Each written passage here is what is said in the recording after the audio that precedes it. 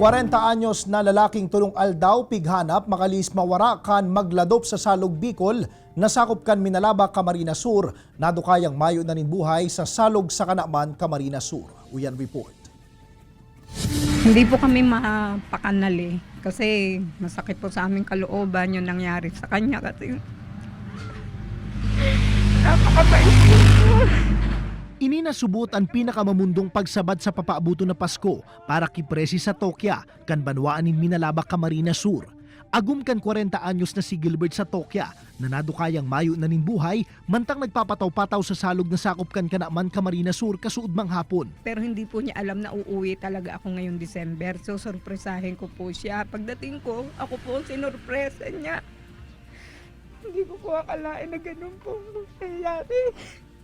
Antes mahiling ang lawas kan biktima, tulong aldaw ining pighanap kan mga otoridad.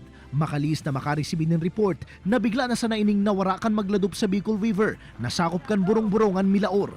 Antes ang pangyayari, nagpapastor subot nin itik si Gilbert as sinagbalyo inin nin salog nga ning magbakal sa tiendahan, dangan pigtutubudan na naagda ining mag-inom nin arak sa lugar. Kan pabalyo na subot ang biktima sa salog pabalik sa iyang pigpapastor na mga itik, bigla na sana ining nawara. May nag-istorya, may sarong dupa na lang, tapos dumang dupa, nasa gilid na siya. Tapos nagsulnop datong duwang sulnop, si ikatulo, na nagbotwa siya, pero nasa gilid na da. Nagpasalamat man ang pamilya kan biktima sa MDRRMO, Philippine Coast Guard, asin lokal na gobyerno kan Minalabak sa pigkondusir ka ining retrieval operation. Kakayanan ko na lang po ako ko na po na arog na kanang ko yan. Takon iyo man ang kapalaran niya. Takitang magurang abot sa man maarog ganan sa tuyang aki. Sigun man sa MDRRMO Minalabak, daiman pigpapangalad kan lokal na gobyerno kan banwaan ang pagladop asin pagsisira sa nasambitan ng salog.